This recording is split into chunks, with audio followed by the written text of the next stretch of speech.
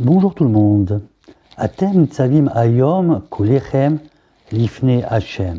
Vous êtes tous rassemblés aujourd'hui devant Hachem.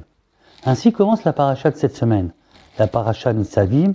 Et cette paracha-là, elle est lue tout le temps, le Shabbat avant Rosh Hashanah. Pour moi, maintenant, c'est l'occasion de commencer à vous parler de Rosh Hashanah. Donc, si vous avez bien suivi, à quel moment on se trouve tous rassemblés devant Hachem? À Rosh Hashanah. Il y a une question existentielle qui se pose ces jours-ci et qui se pose tous les jours de notre vie.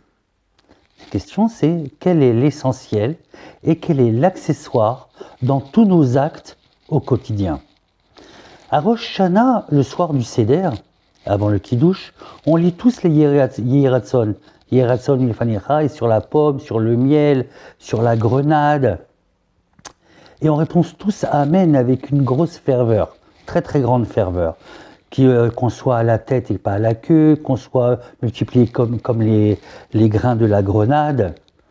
Mais je ne sais pas si vous avez remarqué, dans tous les Marzorim c'est les livres de prière qu'on lit à Rosh Hashanah, quand on en arrive au moment du Kiddush, du Seder, des fois c'est pas dans le même ordre.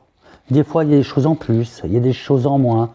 Moi je sais que chez nous les Tunisiens, on lit la feuille de miel. Mais j'ai un Marzor, c'est pas écrit du tout la même chose. Mais peu importe, quelle que soit notre coutume, on fait le Seder exactement comme il se doit.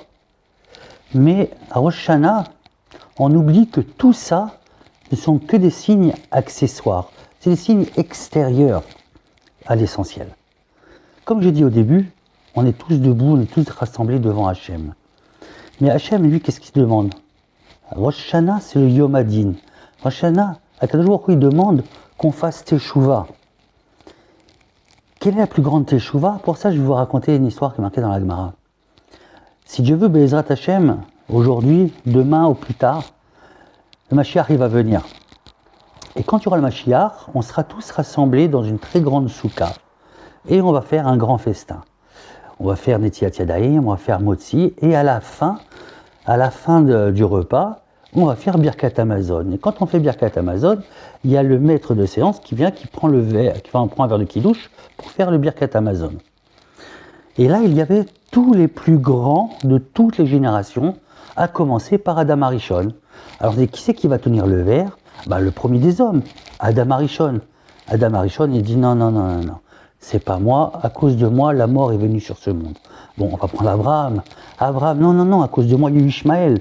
Yitzhak, non, il y a eu Esav. Yaakov, je me suis marié avec 4 sœurs. Moshe Rabbeinu, non, c'est pas possible. J'ai même pas eu le mérite de rentrer en Israël. Et là, il y a une petite voix qui se lève et dit, moi, je veux tenir le verre. Qui était cette voix-là? C'était David Améler.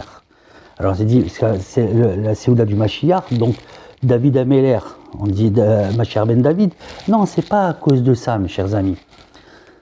Dans les Télim, David Améler, il dit Khatati. Khatati, c'est j'ai fauté. Quand on dit j'ai fauté, on regrette sa faute, et c'est la plus grande des Teshuvah. Et c'est pour ça que David Améler, il a eu le mérite de prendre le verre. Mes chers amis, il ne faut pas avoir honte. Il ne faut pas avoir peur de faire Teshuvah. On fait Teshuvah de 2 manières. Il faut faire des 2 manières. La première, c'est avec la bouche, comme a dit David Améler, Khatati, j'ai fauté. De ne pas avoir peur de dire j'ai fauté. Celui qui pense qu'il n'a jamais fauté, c'est le plus grand des fauteurs. Et dans le cœur, toujours regretter la faute qu'on a fait.